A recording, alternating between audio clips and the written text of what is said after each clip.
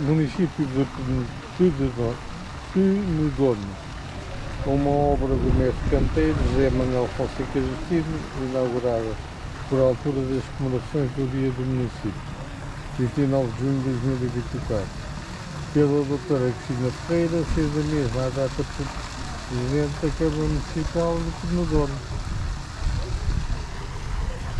Engraçado.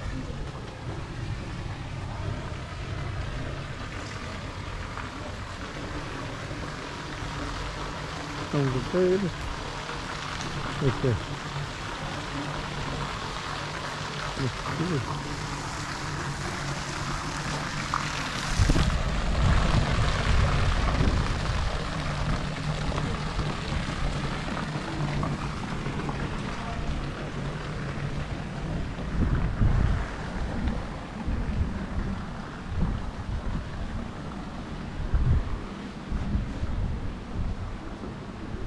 O hotel deve ser ali para cima, olha aí, vem o carro.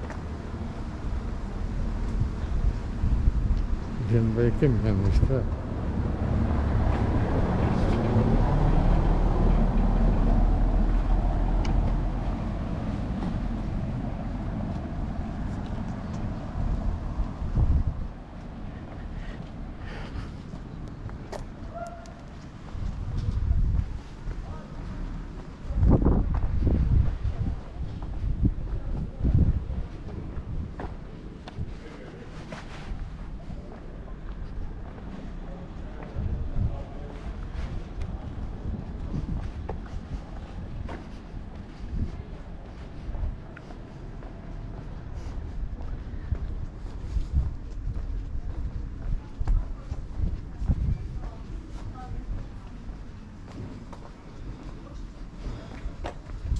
Obrigada, sim.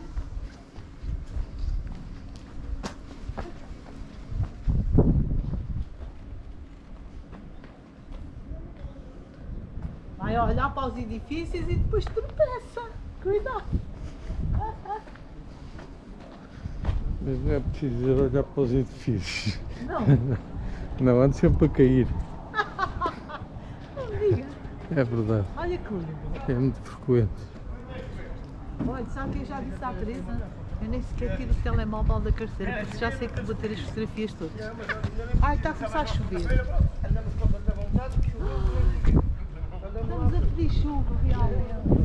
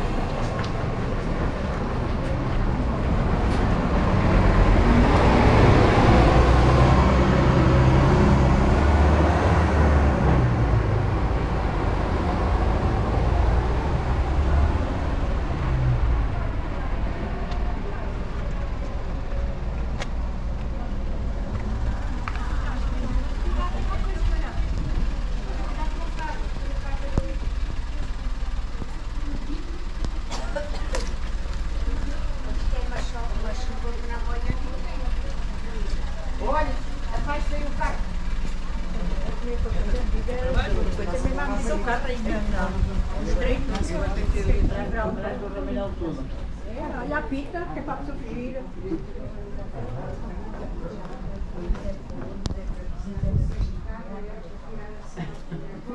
Justo homenagem prestada ao célebre etnólogo, filólogo e arqueólogo de renome mundial pelos seus conterrâneos e amigos. A Junta de Freguesia do Canha, para perpetuar a memória do eminente sábio de 1965. Tem o nome do senhor. Doutor José Leite de Vasconcelos. Doutor José Leite de Vasconcelos. Claro, professor Leite de Vasconcelos. Bonito.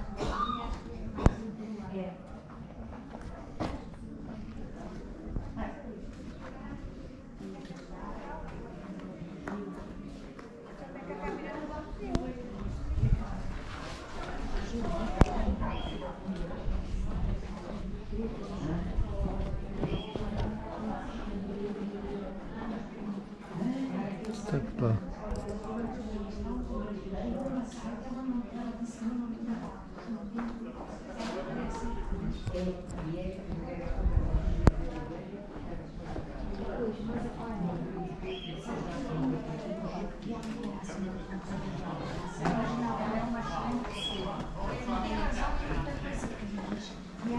De uma maneira não se encontra.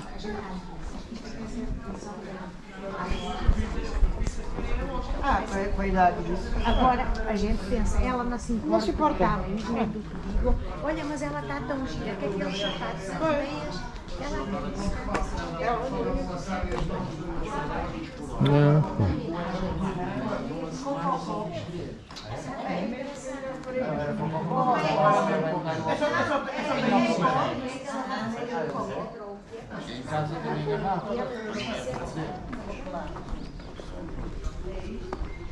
É daquelas que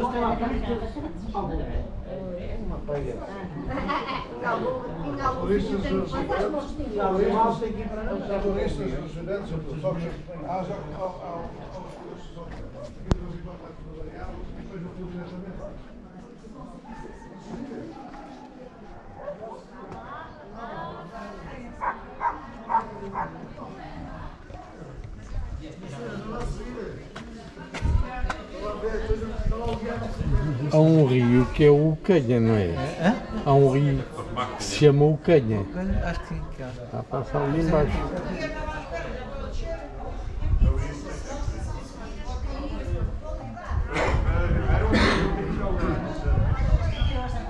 Conjunto datado no século XII, considerado líder da freguesia e do conceito, está classificado como monumento nacional.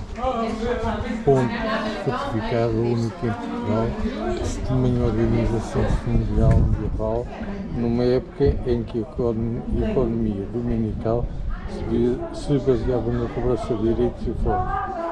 Os dois elementos foram mandados erigir pelo abade Dom Fernando para a proteção da entrada para as chamadas terras do Mosteiro das Salzedas. Deduz que a povoação se tenha desenvolvido devido à obrigatoriedade de passagem na ponte.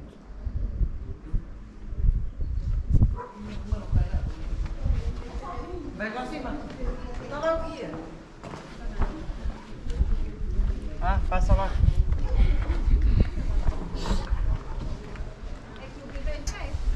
Aqui.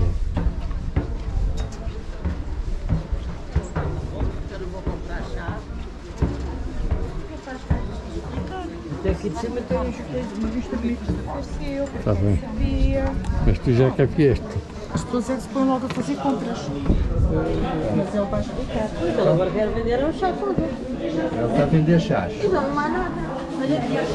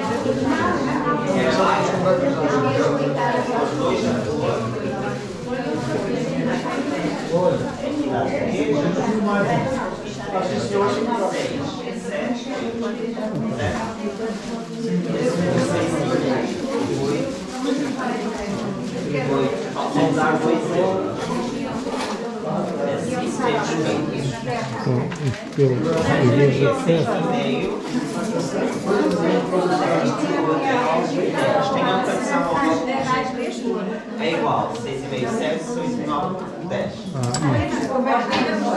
Diga. Esse é bem pegadito. Os anelos não têm. Agora está a fazer solinho.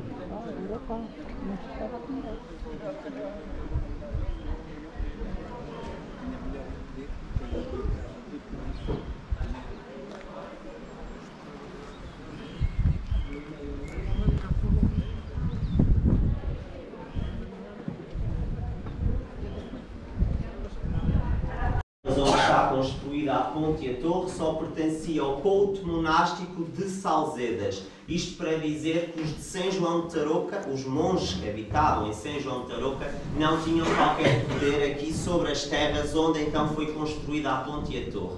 Então aqui, inícios do século XII, em 1165, no reinado do Dom Afonso Henriques, ele vai fazer uma doação destas terras a Teresa Afonso, fundadora do mosteiro de Salzedas, que acabaram de visitar. Com a sua morte, ela vai doar novamente estas terras aos monges de Salzedas. Então é aqui que eles mandam construir a ponte e este primeiro piso onde nos encontramos. Por ser uma entrada de um culto monástico, ou seja, aqui era a cabeça do culto, todos estes monges impõem uma portagem. Uma dízima era cobrada quem entrasse neste culto monástico. Uma via importantíssima na época. Via principal para Lamego, Braga, Trancoso, Moimenta, caminho de Santiago e caminho para o Alto Douro Vinheteiro. Não havia outra forma de passar sem entrar neste culto monástico. Daí estes monges imporem esta portagem e são eles que mais usufruem destes rendimentos. Daí eu estar a dizer que os monges de São João de Tarouca, apesar de serem a mesma ordem, não tinham nenhum poder económico aqui sobre estas terras, mas só os monges de Salzedas. E então uma dízima era cobrada. Se passassem 10 sacos de farinha, ficava retido 1. Mas se passassem 20, ficavam retidos 2. Não havia um valor fixo, mas sim mediante o que era aqui transportado. Estas cargas animais não tinham outra forma de transitar. Estas carroças com estes produtos que iam para outros locais serem vendidos, aqui eram logo taxados, controlados, vigiados por soldados que faziam permanentemente aqui a defesa e a vigia na abóbada da torre que se encontra debaixo de nós. Este primeiro piso servia de armazenamento, ou seja, era um celeiro destes produtos. As escadas não eram de ferro, eram umas de madeira que eram colocadas e recolhidas porque a porta está a um nível estratégico para evitar que estes bens fossem saqueados, porque havia muita indignação pela cobrança nesta ponte. Este primeiro piso, como eu disse, só existiu a ponte e este primeiro piso no século XII não teve logo este aspecto quadrado, digamos assim, era mais um casebre onde este armazenamento era feito. E para dizer o quê? Bem mais tarde, século XV, 1465, na altura o abade de Salzedas chamado Dom Fernando faz um reforço deste primeiro piso, como podem perceber ali na porta, ele tem cerca de um metro de grossura, há aqui um reforço deste primeiro piso, dando-lhe este aspecto quadrado, acrescentando 2 pisos a esta torre. E estes 2 pisos vão servir para quê? O segundo piso chegou a ser moradia senhorial deste mesmo abade, responsável por esta segunda construção, que era dividido, não era amplo como hoje em dia, e nesse segundo piso, então, este abade, quando precisasse resolver alguns assuntos, então tinha ali aquela moradia pronta para o receber. O terceiro piso, então, vai aqui ser crucial e vem ajudar à abóbada da torre na defesa e nas vigias. Existem 4 varandas no terceiro piso que são um ponto estratégico e têm um nome técnico. Um balcão apoiado entre as cachorros, em todos os balcões existem 2 buracos chamados mata-cães. Todas serviam de vigia, mas a varanda para a ponte e para a rua principal era atirada óleo a ferver. Através desses mata-cães apedrejavam os grupos e invasões que tentassem entrar aqui neste culto monástico sem o devido pagamento. Obviamente, A revolta era muita nesta altura e o castigo aqui, com a existência deste terceiro piso, vem ser severo para evitar estes confrontos e estes ataques que havia, principalmente aqui no século XV. Houve momentos que estes monges quiseram fazer pagar as próprias pessoas que viviam aqui ao redor da ponte e da torre, o que veio aqui criar ainda mais conflito. Mas havia um dos maiores conflitos que existia na altura do abade Dom Fernando, era entre o bispo de Lamego e o próprio abade. Porquê? O bispo de Lamego queria usufruir de partes destes rendimentos que era a via principal para Lamego. Direitos esses que nunca foram concedidos por o abade de Salzedas, o que veio aqui criar um grande atrito entre eles. Reza a lenda que este abade subia à torre quando este bispo precisasse passar debaixo da torre, ou seja, para se sentir superior perante o bispo, ele fazia questão de subir à torre. Mas não pode ser lenda como verdade, mas há uma verdade. Esta torre vem mostrar a superioridade, a ostentação senhorial e o poder. Era o que este bispo queria representar na altura com o acrescento destes dois pisos da torre. Em início do século XVI, esta ponte vai perder a portagem e aqui termina a maior fonte de rendimento dos monges de Salzedas. A torre perde toda a função para o que foi construída e a ponte depois servia simplesmente, como aos dias de hoje, como passagem. Atenção que ela só foi vedada ao trânsito há 40 anos. Até o momento sempre era transitado através de carros, porque não havia, até aqui, depois claro começou a haver muitas estradas, estamos a falar do século XXI, mas até há 40 anos era possível transitar, só que é vedada. Com a extinção da então portagem, os monges continuaram a ser eles proprietários da torre e da ponte, mas não com a função para que foi construída, simplesmente era um solar, um depósito que aqui deixou de ter a função com a extinção desta portagem. Isto foi tudo entre o século XII e século XVI. A arquitetura predominante é românica, apesar que na segunda fase há uns elementos góticos na torre, ao descerem. A visita está a ser mais apressada, peço desculpa. Ao descer a torre, existem 3 marcos na fachada principal que só foram apresentados no século XV, que é uma senhora da torre com um menino ao colo, uma epígrafe esculpida ao subir aqui as escadas de ferro e uma janela também com arco medieval só esculpido também no século XV. Na fachada lá é totalmente lisa, não tem nenhum elemento relevante sobre essa arquitetura. Estas são as principais funções da ponte e da torre, resumidamente. Não sei se explicaram, no Mosteiro de Salzedas existem umas marcas, umas siglas nas pedras, que é a sigla do canteiro medieval, do pedreiro que trabalhava e esculpia a pedra. Na época, para eles era importante, que era a assinatura que conseguiam identificar quem fazia aquela pedra e depois ser pago por isso. Hoje em dia, conseguimos perceber que 2 ou 3 símbolos iguais foi o mesmo pedreiro que trabalhou aquela pedra. Quantos mais símbolos houver diferentes, dá para perceber o número de pedreiros que possa estar envolvidos numa construção. Nos casos dos monumentos do Concelho de Tarouca, pode haver siglas iguais. Em algum determinado, porque o pedreiro não ia durar 200, 300 anos, não é? Que aquele pedreiro trabalhou também pedras para o Mosteiro de Salzedas ou para o Mosteiro de São João de Tarouca, sendo igual significa que ele trabalhou pedras para os mesmos monumentos. Sobre a ponte e a torre, resumidamente é isso. Uma breve reflexão, José Leite Vasconcelos nasce aqui na aldeia de Eucanha, no século XIX, uma figura muito ilustre no país, nasceu a poucos metros, a casa dele é a poucos metros aqui da torre. José Leite Vasconcelos foi professor, escritor, médico, arqueólogo, filólogo, etnógrafo.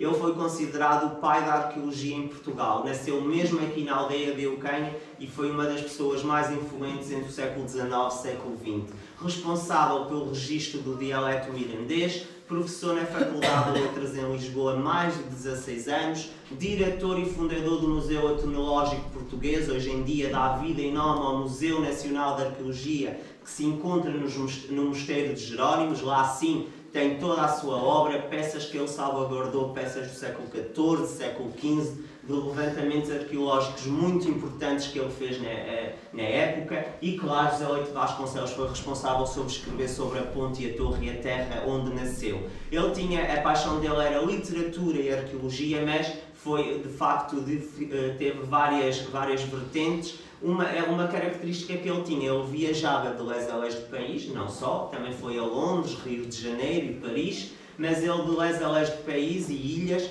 determinado tempo, 1 mês ou 2, ficava a conviver com o povo e escrevia sobre costumes, tradições, cultura, e ele fez isso em vários sítios do nosso país. Para rematar a nossa visita à árvore de sabugueiro, que tanto então domina aqui o concelho de Tarouca. Somos o concelho do país com mais árvores de sabugueiro. Não era existente aqui no Vale do Varosa, no concelho de Tarouca.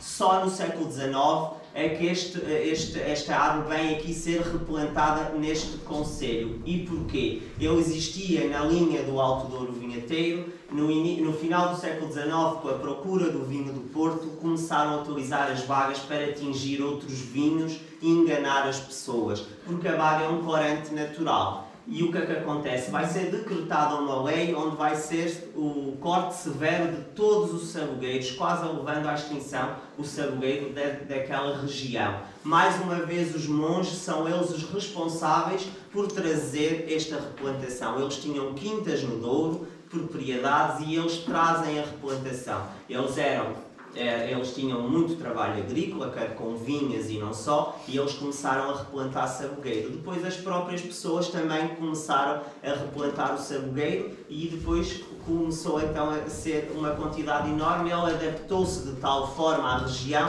e hoje em dia somos o concelho com mais árvore de sabugueiro. Ela tem 2 momentos, em maio dá a flor e em agosto dá a baga de sabugueiro. Claro que ao cortarmos a flor não germina a baga. Para secarmos a flor não vamos ter baga. O que é que acontece? 70% principalmente da baga nós fazemos um concentrado, que hoje em dia já não é preciso desidratá-la toda ao sol, porque a baga é desidratada ao sol nas eiras, porque o concelho de Tarouca tem uma empresa que recebe esta baga verde madura, ou seja, é só cortar os cachos, pôr numas caixas próprias e vai para esta adega. É feito um concentrado, uma pasta que é congelada. 70% deste produto da baga vai para a Holanda, a Alemanha e a Áustria e é toda transformada em laboratório, a maior parte para a indústria farmacêutica, cosmética e alimentar. Aspirinas, anti-inflamatórios, xaropes da tosse, produtos de colesterol, ou seja, uma enorme gama que depois vem novamente para o nosso país, mas ao triplo do preço ou mais. É considerado aqui o ouro preto do Tarouca e de facto este é verdade.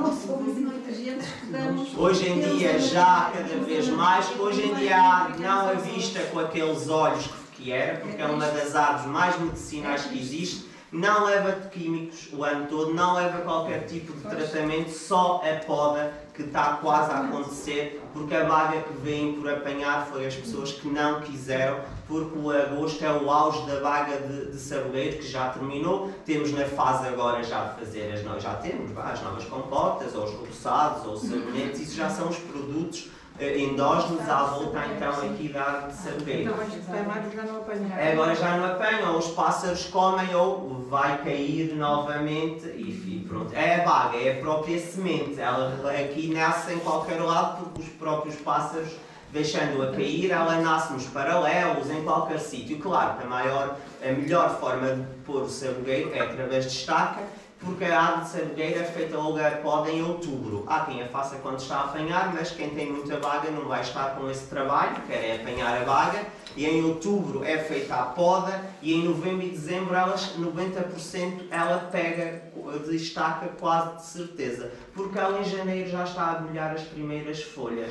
Por isso é que ela é tão limpa tão cedo. Ela agora vai ficar amarela no instante, principalmente com a chegada do outono, porque ela vai ficar, a folha vai cair toda e depois não dava para perceber quais são as guias que foram cortadas este ano e as guias novas que vão dar a baga para o ano já se encontram no sabugueiro, que nem sequer deram flor este ano nem baga, só para o ano é que vão dar. E para dar com melhor força, cortam-se as velhas deste ano. Resumidamente, assim mais rápido, peço desculpa sobre a ponte e a torre e sobre a aldeia do Canha, da minha parte é tudo. Não é obrigatório subir, está bem, porque são muitos pisos. Do 3º piso dá acesso às varandas e às vistas. Quem quiser subir, tenham muita atenção à escada. Alguma dúvida da minha parte, é só dizerem lá fora. Podem dar uma vista de olhos, tem ali um passadiço de madeira. Não, agora já está assim. No nome do rio, meio da terra. Olha, está aqui escrito, olha.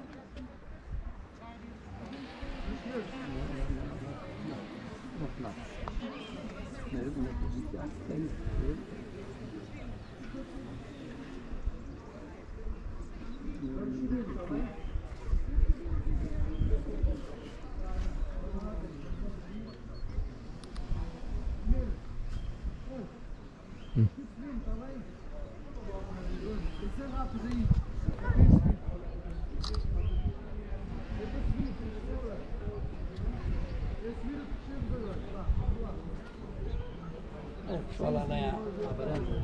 Já vi, já vi.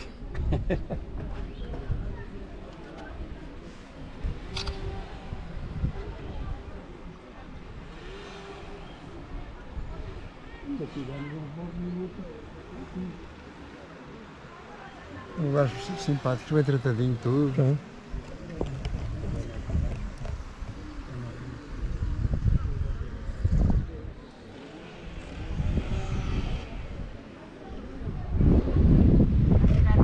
Cá para baixo.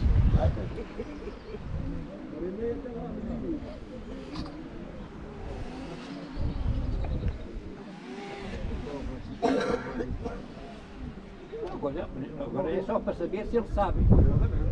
Eu agora já saber. Mas agora já saber. Claro. Estamos andando. Onde é que tem o rio? Rio Barosa. Barosa? Então não é Rio Canha? Não, Rio Barosa. É Rio Barosa? Não, eu estava, pois. Eu disse que pensava que era o Canha por causa de ser o nome da terra. Achei que era Rio Barosa. Rio Barosa. Senhor. Então, mas também há um Rio Canha, não há? Não faço ideia nenhuma. Deve ser um ribeiro. Está a ver? Barosa. Não sei, Rio Sabe que já Temos que ir regressando, está bem? uma vida do Barosa. Rio Barosa. Tá? Para mim era o Canha. Foi o slide.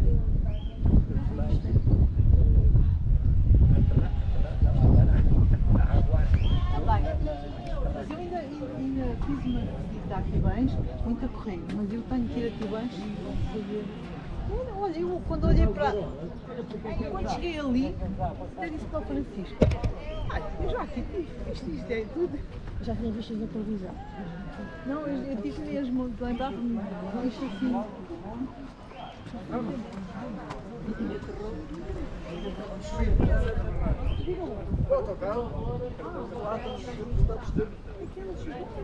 Aquilo lá assim, Office 3. Vamos embora, vamos subindo. Está bem?